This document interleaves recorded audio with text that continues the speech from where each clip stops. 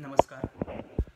मी वैद्य अंकुर रविकांत देशपांडे च्यवनप्राशबद्दल बोलू काही किंवा एक चमचा च्यवनप्राश आणि इम्युनिटी या आजच्या भागामध्ये आपले स्वागत करतो.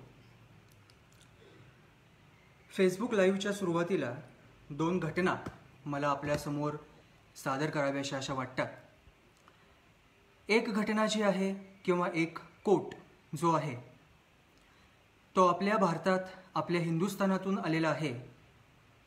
त्याचा लेखक असं म्हणतो, ॲपल आणि मॅकिंटॉश या बलाढ्य संगणक कंपन्यांचे प्रवर्तक महामानव अमेरिकन स्टीव्ह जॉब्स यांना वयाच्या 47व्या वर्षी कर्करोग झाल्याचे निदान अगदी प्राथमिक अवस्थेत करण्यात आले.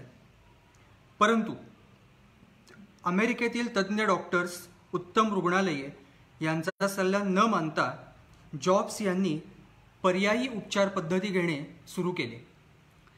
यात शुद्ध शाकाहार, ॲक्युपंक्चर, उपवास, विरेचन चिकित्सा, झाडपाल्याची औषधे, वनस्पतींचे रस असे उपचार होते.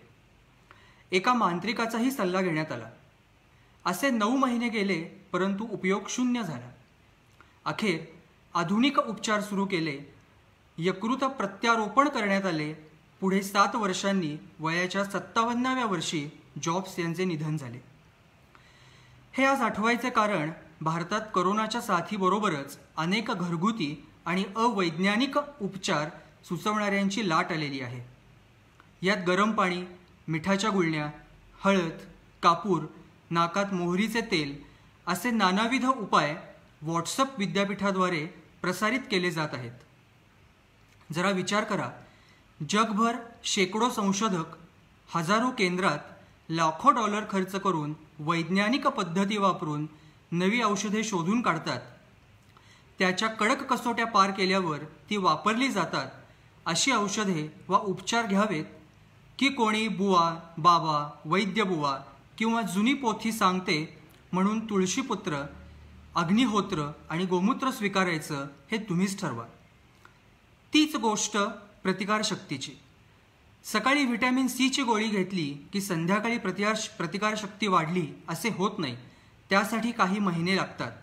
आणि संतुलित प्रथिनयुक्त आहार, जीवनसत्वे, व्यायाम, योग्य वजन, विश्रांती, व्यायाम नसणे, चिंता नसणे, सकारात्मक आनंदी दृष्टिकोन, मधुमेह वा रक्तदाब नसणे वा नियंत्रित नसणे या सर्वांची जरुरी असते. असा एक आयुर्वेदाचा आणि पर्यायानं हिंदुस्थानाच्या संस्कृतीची खिल्ली उडवणारा असा एक लेख भारतामधल्या एका प्रतिष्ठित डॉक्टरांच्याकडून लिहिला जातो. त्याच वेळेला अमेरिकेमध्ये पावलो कोलेहो नावाचा एक जगविख्यात लेखक की ज्याचं द अल्केमिस्ट नावाचं पुस्तक हे बहुतेक सर्वांनीच वाचलेलं असतं, तो लेखक इरफान खान याच्या मृत्यूनंतर एक कोट लिहितो. Death is as sure for that which is born as birth is for that which is dead. Therefore grieve not for what is inevitable. हा लेख, ही कोट त्यांनी ट्विटरवरती टाकल्यानंतर एका व्यक्तीने त्याला प्रश्न विचारला, यू रीड भगवद्गीता? तुम्ही भगवद्गीता वाचता का? त्याच्यावर उत्तर असं आहे, not only I read but I wrote a song based on the book the moment that Arjuna asked Krishna who are you. याचा अर्थ असा आहे, शेकडो मैल दूर बसलेला जगविख्यात लेखक हिंदू संस्कृती वाचतोय, समजून घेतोय आणि त्याला आकलन झालेल्या भागावरती गाणीही लिहितोय. हे गाणं तुम्ही जरूर वाचा, ऐका. यूट्यूबवरती अवेलेबल आहे आणि अतिशय सुंदर भाग आहे. एक चमचा च्यवनप्राश आणि इम्युनिटी याच्या सुरुवातीलाच हे 2 संदर्भ द्यायचं कारण असं आहे की भारतामध्ये आपल्याकडे आयुर्वेद, हिंदू संस्कृती, हिंदू परंपरा यांना त्याज्य मानून, यांना भंपक मानून जनमानसामध्ये त्याच्याविषयी सर्वात पहिल्यांदा शंका उत्पन्न करायची आणि एकदा शंका उत्पन्न झाली की अविश्वास हा आपोआपच उत्पन्न होतो.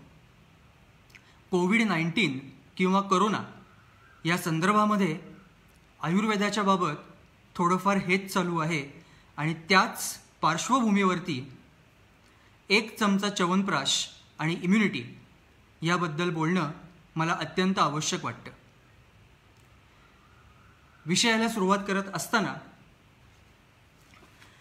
आपण थोडंसं लहानपणी ऐकलेल्या ज्या गोष्टी आहेत, ज्या काही कथा आहेत, जे काही आपण वाचलेलं आहे ते थोडंसं आपण रिकॉल करूयात, म्हणजे थोड्याशा त्या घटना आपण आठवूयात. त्या घटनांच्यामध्ये काय असतं की भारतामध्ये ऋषीमुनी शेकडो वर्ष जगत होते. एकाचं वय 100 वर्ष होतं, एकाचं 150 होतं, अमुक होतं. किंवा आपल्याला जे काही जुने जाणते लोक आशीर्वाद द्यायचे ते लोक आपल्याला काय म्हणायचे, दीर्घायुष्य भव किंवा शतायुषी भव.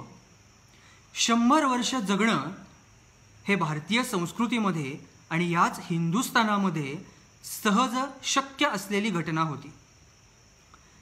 आपल्याला सध्याच्या घडीला ह्या गोष्टी पण कपोलकल्पित दंतकथा आणि अत्यंत भाकड कथा वाटतात, पण याच वेळेला जपानमध्ये, चीनमध्ये, तैवानमध्ये ज्यावेळी 100, 102, 105, 109 वर्षांची माणसं राहत आहेत, हे ज्यावेळी आपण गुगल करतो त्यावेळी आपल्याला त्याचं कौतुक वाटतं.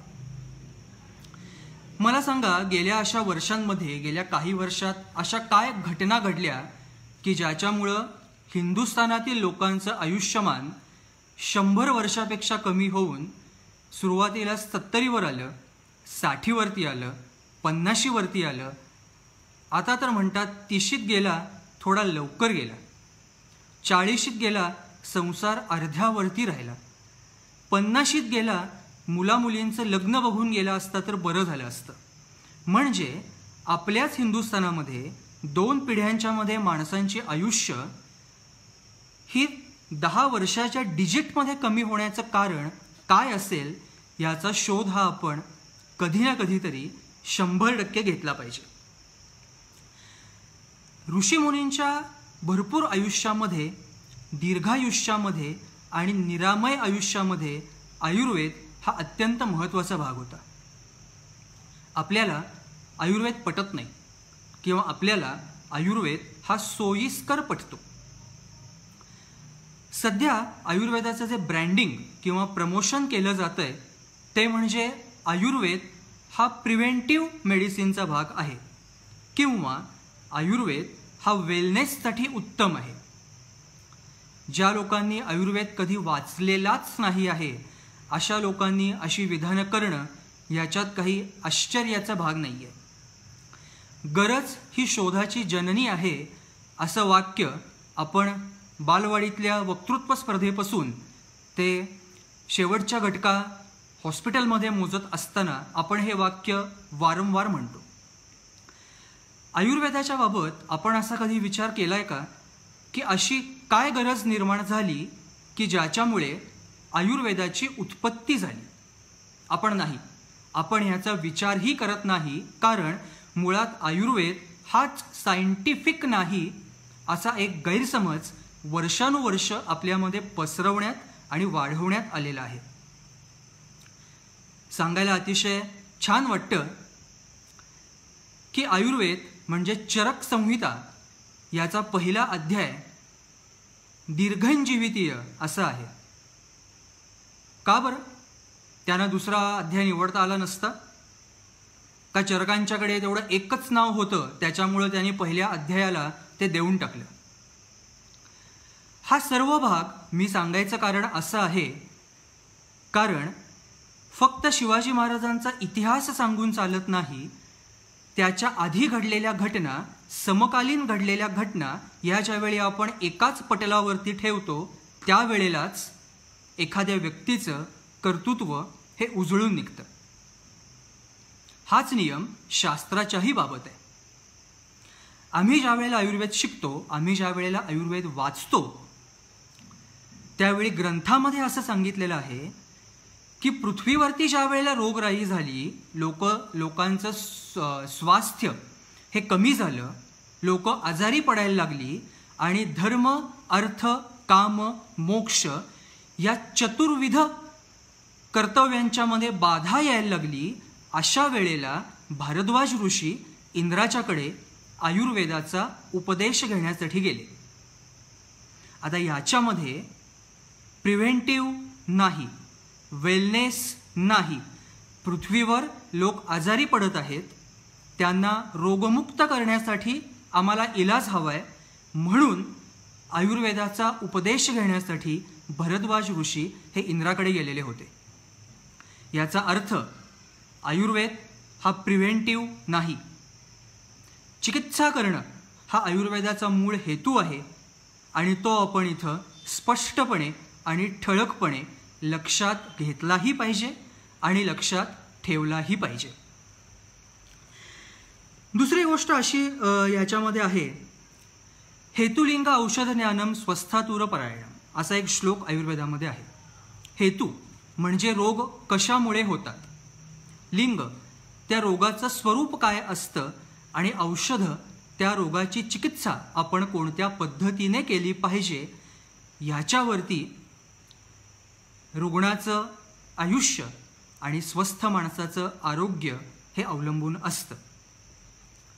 च्यवनप्राश असेल किंवा अन्य कोणताही आयुर्वेद कल्प असेल, तो हेतू, लिंग आणि औषध यांना टाळून त्याला पूर्णत्व हे कधीच येत नाही, याची आपल्याला 100% खात्री ही मनामध्ये बाळगली पाहिजे. त्यामुळे अमुक एक सांगतोय किंवा अमुक एक करतोय म्हणून कोणत्याही गोष्टीचं अंधानुकरण हे आयुर्वेदाला अपेक्षित नाही. इथं एक लहानसा मुद्दा मी नमूद करतो. कोविड-19 आल्यानंतर आयुष मंत्रालयानं जी काही मार्गदर्शक तत्त्व सांगितलेली आहेत त्याच्यामध्ये च्यवनप्राशाचं सेवन करा असा एक मुद्दा त्याच्यामध्ये आहे.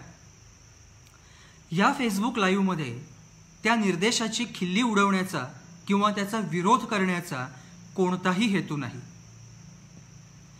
ती जी काही मार्गदर्शक तत्व मंत्रालयाने सांगितलेली आहेत ती स्वास्थ्य व्यक्तींसाठी सांगितलेली आहेत आणि तिथं च्यवनप्राशाची उपाययोजना ही अतिशय योग्य आहे. मुळामध्ये इथं प्रश्न असा उपस्थित राहतो की आपण स्वस्थ आहोत का? आपण स्वस्थ आहोत पण स्वस्थ नाही आहोत. आता स्वस्थ आणि स्वस्थ याच्यामधला शब्दच्छलाचा भाग जरी सोडला तरी अनेक गोष्टींचं आपण सॉफ्ट टार्गेट असतो हे तर आपल्याला मानलंच पाहिजे. अनेक अजेंडा, अनेक प्रोपगंडा यांचं आपण एक सॉफ्ट टार्गेट असतो. टी व्हीवरती एखादी गोष्ट दिसली की त्या दिवशी संध्याकाळी आपल्या घरामध्ये येते. म्हणजे आपलं आरोग्य, आपले विचार, आपले निर्णय हे कोणीतरी इन्फ्लुएन्स करण्याइतके स्वस्थ आहेत हे आपण दुर्दैवाने मान्य केलं पाहिजे. आणि आपण स्वस्थ आहोत त्याचमुळं आपण स्वस्थ नाही आहोत हे देखील आपण कुठंतरी स्वीकारणं हे अत्यंत आवश्यक आहे. तुम्हाला आता प्रश्न पडेल की असे हे का म्हणतात की आपण स्वस्थ नाही आहोत? सहज कधीतरी आपण आपल्याकडे जे लहान सहान पोरं टोरं असतात, चिल्लीपिल्ली असतात, त्यांच्यामध्ये होणाऱ्या आजारपणाचा जर का आपण विचार केला, कुणाला सर्दी होते, कुणाला ताप होतो, कुणाला बालदमा असतो, कुणाला हवा बदलली की ती मुलं आजारी पडतात, कुणाला काही खाण्यात बदल झाला की त्यांचं पोट बिघडतं, अशा अनेकविध तक्रारी घेऊन आपण बालरोग तज्ज्ञाच्या वेटिंग रूममध्ये मुलांचं लहानपण घालवत असतो. याचं कारण काय? आई वडिलांच्यातच स्वास्थ्य नाही, आई वडिलांच्यातच सत्व नाही, तर येणारी पिढी ही स्वास्थ्यवान आणि सत्ववान कशी असेल याचा विचार आपण केला पाहिजे. आता हे स्वास्थ्य किंवा निरोगी अवस्था हा आत्ताचीच अडचण आहे का?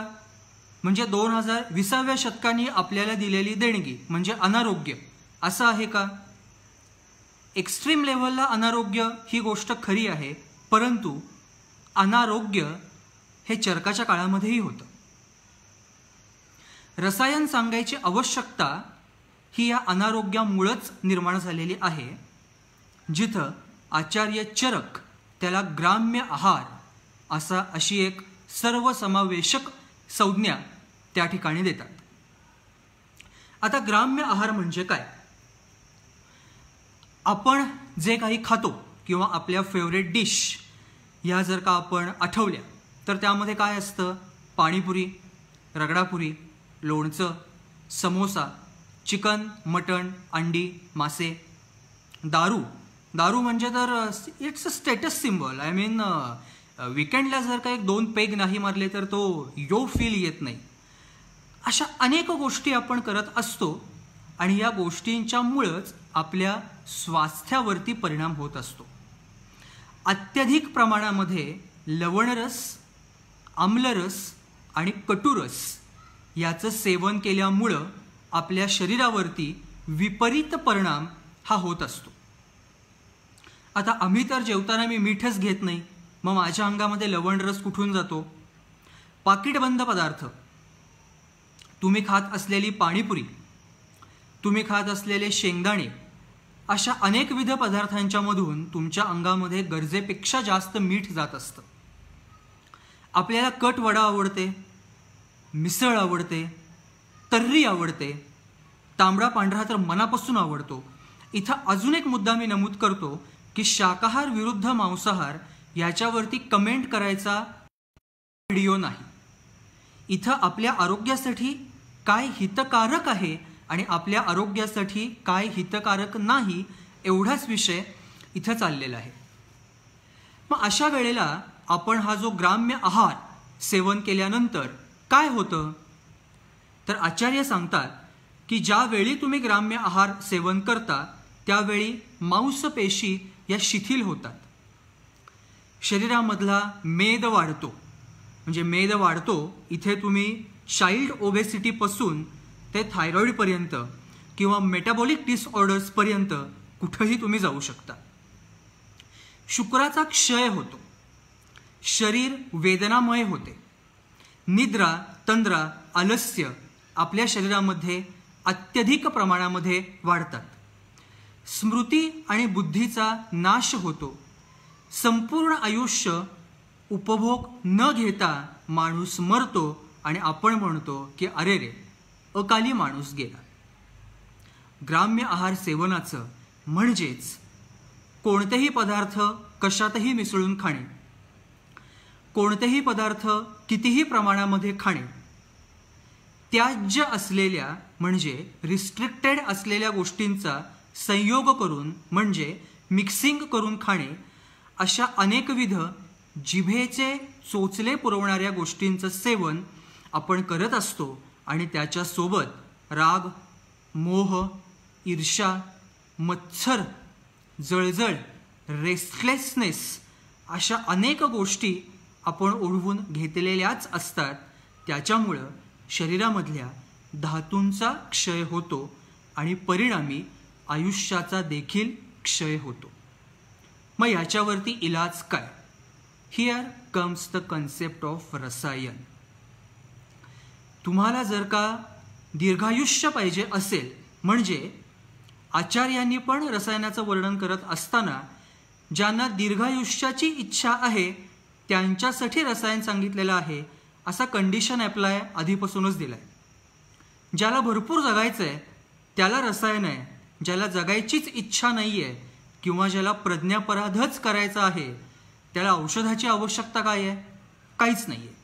त्यामुळं आचार्य असं सांगतात की ज्याला दीर्घायुष्याची इच्छा आहे अशा व्यक्तीनं ग्राम्य आहाराचा त्याग करावा आणि रसायन सेवन करावं.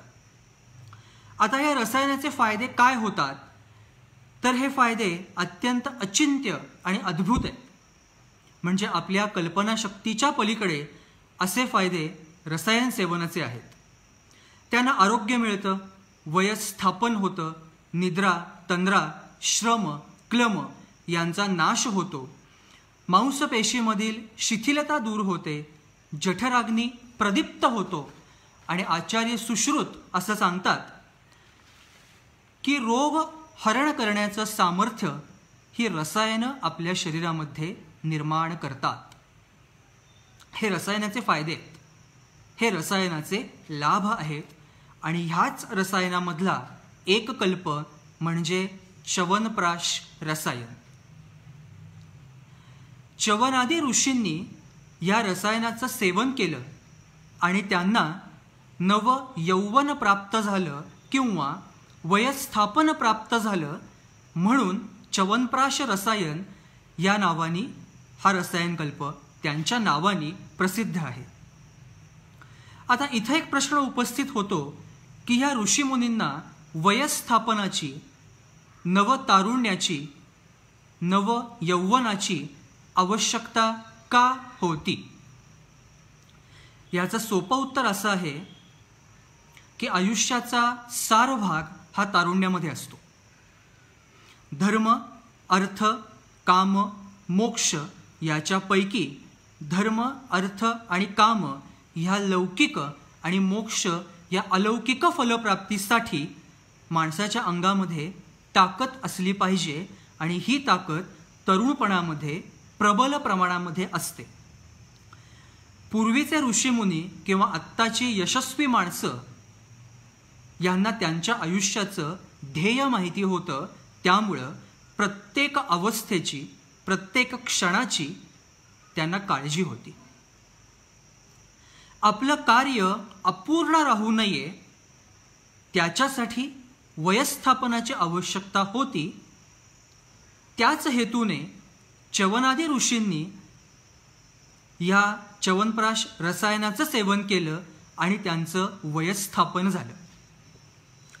आता इथं मुद्दा असा येतो की च्यवनप्राश हा सर्वांनी सेवन करायचा असतो का, किंवा रसायन हे सर्वांनी सेवन केलं तर चालतं का? तर अजिबात नाही.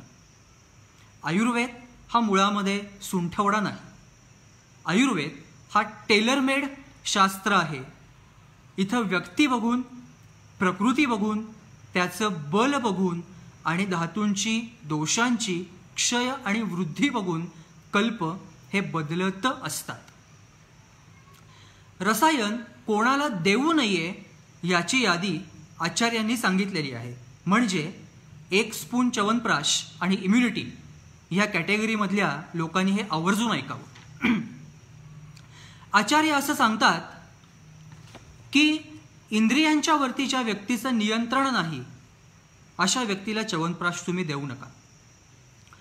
जो माणूस आळशी आहे त्या माणसाला तुम्ही च्यवनप्राश देऊ नका.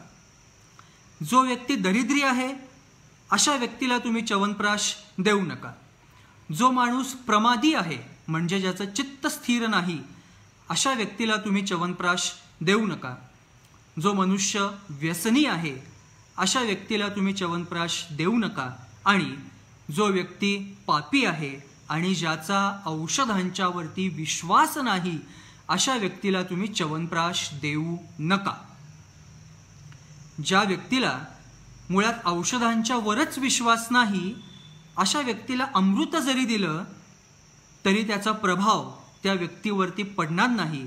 कारण यशस्वी चिकित्सेचा आधार हा रुग्णाचा वैद्यावर असणारा विश्वास, औषधांच्यावर असणारा विश्वास आणि शास्त्रावरचा म्हणजे आयुर्वेदावरचा असणारा विश्वास हा अत्यंत महत्त्वाचा आहे. तर अशा व्यक्तींना आचार्य म्हणतात की तुम्ही च्यवनप्राश किंवा रसायन देऊच नका. कारण तिथं मुळातच सत्वाचा अभाव आहे आणि रसायन हे सत्व गुणासाठी आहे. एक जाता जाता उपमुद्दा मी तुम्हाला सांगतो. च्यवनप्राश हे चरकाच्या ज्या अध्यायामध्ये आलेलं आहे त्याच्या आधीच्या कल्पामध्ये आचार्य असं सांगतात की ह्या रसायनाच्या सेवनानंतर सत्ववान पुरुष निर्माण होतो. आता रसायन सेवनाने सत्व कसं वाढतं याच्यावरती आपण परत कधीतरी बोलू. मग रसायन सेवन करण्यास योग्य व्यक्ती कोण आहे? जो सत्यवादी आहे, ज्याच्यामध्ये क्रोध नाही, जो अव्यसनी आहे, जो मैथुनासक्त नाही, ज्याच्यामध्ये हिंसाचाराची भावना नाही, ज्याचं मन शांत आहे, अशा व्यक्तीला तुम्ही रसायन किंवा च्यवनप्राश हा तुम्ही दिला पाहिजे. 1 चमचा च्यवनप्राश सेवन करण्यापूर्वी आपण या इलिजिबिलिटी क्रायटेरियामध्ये बसतो का नाही याचा विचार हा आपल्याला सर्वात पहिल्यांदा केला पाहिजे. पण हा जरी भाग तुम्ही सोडला, आम्हाला हे पटत नाही, असं काही या जगामध्ये कुणी सत्ववान असतं का, या जगामध्ये कुणी मोहापासून मुक्त असतं का, या जगामध्ये सतत खरं बोलणारा असा माणूस कुणी असतो का, असे अनेक प्रश्न तुमच्या मनामध्ये येतील, ते तुम्ही सोडून द्या. पण रसायन सेवनापूर्वी आमपाचन आणि पंचकर्म या 2 गोष्टी अत्यंत महत्त्वाच्या आहेत. कोणतंही रसायन सेवन करण्यापूर्वी जर का तुम्ही आमपाचन केलं नाही, आमपाचन म्हणजे अपाचित असा जो आहार आपल्या शरीरामध्ये असतो त्याला आम असं म्हणतात, तो जर का शरीरामधून बाहेर पडला नाही किंवा शरीरामध्ये जे काही दोष आहेत त्या दोषांचं शोधन झालं नाही तर च्यवनप्राशाचा काहीही उपयोग होत नाही किंवा त्याचा उपयोग हा मर्यादित होतो. आणि ह्याच्याही पुढे जाऊन तुम्हाला जर का शरीरामध्ये आम असेल आणि तुम्ही च्यवनप्राशाचं निरंतर सेवन करत असाल तर त्याच्यामुळेही अग्निमांद्य होण्याची शक्यता ही अधिक प्रमाणामध्ये असते. आता च्यवनप्राश एकीकडे तुम्ही असं म्हणता की च्यवनप्राशाने जाठराग्निमांद्य कमी होतं आणि एकीकडे तुम्ही असं म्हणता की च्यवनप्राशानं अग्निमांद्य पण होऊ शकतं. मग ह्या 2 गोष्टी परस्पराविरोधी कशा? ज्या व्यक्तीच्या मध्ये तुम्ही शोधन केलेलं आहे, ज्या व्यक्तीमध्ये तुम्ही आमपाचन केलेलं आहे, अशा व्यक्तीच्या शरीरामध्ये उत्तम प्रकारचे भावपदार्थ तयार होणं, उत्तम प्रकारचे धातू तयार होणं, धातूशी संबंधित असणाऱ्या सारतांचं बल वाढणं, ह्या गोष्टी च्यवनप्राश करत असल्यामुळे तिथे जाठराग्नीची, धातूंची, बलांची, सारतेची, आरोग्याची आणि पर्यायाने आयुष्याची वृद्धी होते. पण ज्या व्यक्तींना मुळातच आमाची लक्षणे आहेत, म्हणजे वारंवार अनाह होणं, गॅसेस होणं, आंबट करपट ढेकरा येणं, 2-2, 3-3 दिवस संडासला न होणं किंवा दिवसभरामध्ये 7-8 वेळेला संडासला होणं, पोटामध्ये दुखणं, पोट भरल्यासारखं वाटणं, छातीमध्ये जडपणा वाटणं, अशी काही लक्षणं जर का अंगामध्ये असतील तर च्यवनप्राश हा मुळातच गुरुकल्प आहे. आयुर्वेदामध्ये जे संतर्पणोत्थ आणि अपतर्पणोत्थ व्याधी सांगितलेले आहेत त्याचा विचार हा च्यवनप्राश चिकित्सा देताना आपल्याला केला पाहिजे. च्यवनप्राश हा बलवर्धक आहे आणि जी बलवर्धक द्रव्य असतात त्याच्यामध्ये प्रामुख्यानं पृथ्वी महाभूत हे त्याच्यामध्ये असतंच. मग तुमच्या शरीरामध्ये जर का आधीच अपचन असेल तर च्यवनप्राश शरीरामध्ये जाऊन काय करेल याचा तुम्ही विचार हा केलाच पाहिजे. कारण आयुर्वेद हे स्पष्टपणे सांगतो, सर्वेषाम एव रोगाणाम निदाने कुपिता मलहा. त्यामुळं अशा मलांचं शोधन करणं, आपलं शरीर, आपले स्त्रोतस, स्त्रोतोमूल आणि आपलं मेटाबॉलिझम हे शुद्ध करून घेणं आणि त्याच्यानंतर च्यवनप्राशाचं, आपल्या च्यवनप्राश असेल किंवा कोणताही रसायनकल्प असेल त्याचं आपण सेवन हे केलं पाहिजे. हे सगळं आम्ही केलं, चला मान्य. पण हे सर्व केल्यानंतर च्यवनप्राश किंवा कोणतंही रसायन हे आम्ही 24 तास 12 महिने खाऊ शकतो का? अजिबात नाही. शास्त्र असं सांगतं, च्यवनप्राश घेण्यासाठी योग्य असे जे ऋतू आहेत ते शरद, वसंत आणि प्रावृट असे 3 ऋतू आहेत. शास्त्रानुसार हेमंत ग्रीष्म आणि वर्षा या 3 ऋतूंच्या मध्ये रसायनांचं किंवा च्यवनप्राशाचं सेवन करू नये. याचं कारण काय? हेमंत हा रसायन सेवनासाठी अयोग्य आहे, कारण हेमंतामध्ये थंडी जास्त असते. आपलं शरीर थंडीनं संकुचित झालेलं असतं आणि दोष हे शरीरामध्ये अवबद्ध झालेले असतात. त्यामुळं हेमंतामध्ये रसायनाचं सेवन करू नये. ग्रीष्म ऋतूमध्येही च्यवनप्राशाचं सेवन करू नये, कारण शरीर उष्मा आणि वातावरणातला उष्मा हा अधिक प्रमाणात असल्यामुळे शरीर शिथिल झालेलं असतं, धातू शिथिल झालेले असतात आणि दोष हे द्रवीभूत झालेले असतात. त्याच्यामुळे रसायनांचं सेवन आपण करू नये. आणि तिसरा ऋतू वर्षा. वर्षा ऋतूमध्ये अग्नी क्षीण असतो, त्यामुळे रसायनांचं सेवन आपण करू नये. वर्षेच्या संदर्भामध्ये ही गोष्ट तुम्हाला परत लक्षात आली असेल की क्षीण अग्नी असताना रसायनांचं सेवन हे करू नये, कारण एखादा पदार्थ, एखादं औषध किंवा एखादं रसायन हे शरीरामध्ये गेल्यानंतर त्याचं विभाजन होऊन त्याचा शरीराला उपयोग होणार असेल तरच ते रसायन घेतल्याचा उपयोग आहे.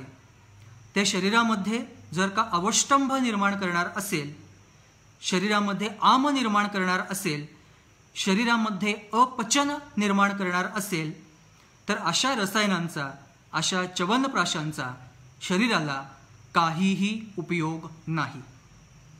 त्यामुळं आयुर्वेद शास्त्रामध्ये डूज अँड डोंट्स हे व्यवस्थित सांगितलेले आहेत.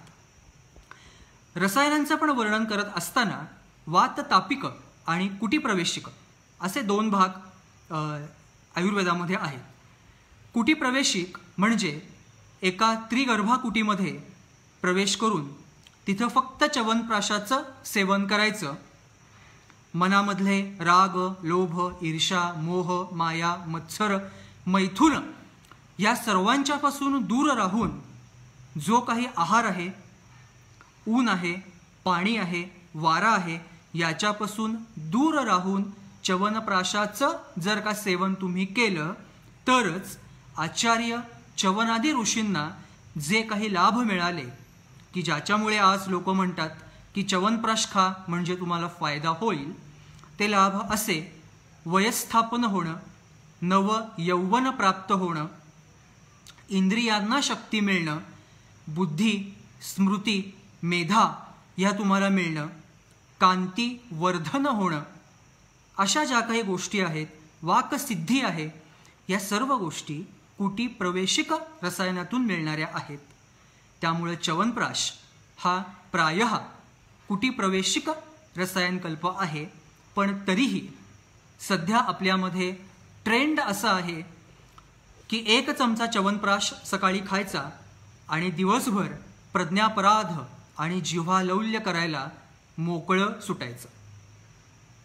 सकाळी 1 चमचा च्यवनप्राश खायचा, बाहेर जाताना वडापाव खायचा, ऑफिसमध्ये गेल्यानंतर त्याच डब्याचा कंटाळा येतो म्हणून कुठं बटाटे चिवडा खा, कुठे काहीतरी स्विगी किंवा झोमॅटोवरून एखादा चमचमीत पदार्थ मागव, संध्याकाळी येताना एखादं चीज कॉर्न पॅटीस खा किंवा ग्रिल्ड सँडविच खा, रात्री 1 पेग मारल्याशिवाय झोपच येत नाही.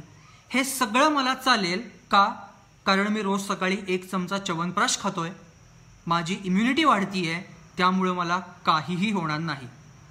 ही मान्यता, ही संकल्पना याला छेद देण्यासाठीच आजचं फेसबुक लाईव्ह आपण आयोजित केलेलं आहे. आता हा सगळा झाला सैद्धांतिक भाग. च्यवनप्राश कोणी घ्यावं, च्यवनप्राश कोणी घेऊ नये, ग्रंथोक्त पद्धतीनं ते कोणी घ्यावं, कोणी घेऊ नये, हा सर्व भाग झाला. माझी अपेक्षा आहे की हा भाग तुम्हाला कळलेला असेल.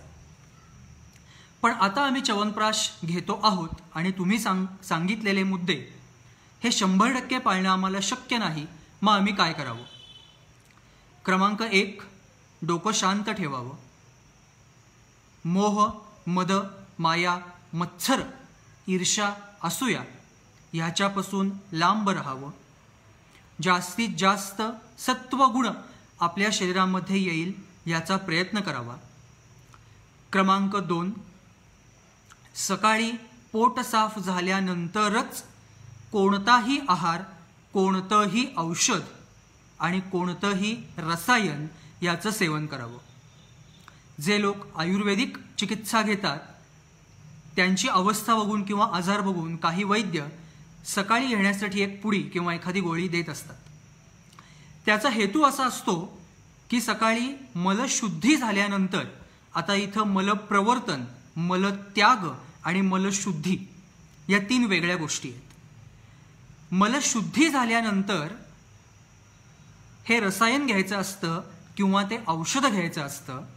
तुम्हाला जर का सकाळी पोट साफ झालं नसेल, पोट बिघडलेलं असेल, अजून 2-3दा गेलं पाहिजे असं वाटत असेल तर च्यवनप्राशाचं सेवन करू नका. मुद्दा क्रमांक 3, च्यवनप्राश हा आयुर्वेदिक स्प्रेड, आयुर्वेदिक जॅम, आयुर्वेदिक जेली नाही. त्यामुळं ब्रेडवरती च्यवनप्राशाचं टॉपिंग करून खाणं असा वैज्ञानिकपणा कृपया कधीही आणि कृपया कोठेही तुम्ही करू नका. मुद्दा क्रमांक 4, च्यवनप्राशाचं सेवन केल्यानंतर 1 ग्लास दूध पिलं पाहिजे असं शास्त्रामध्ये कुठेही उल्लेख नाही.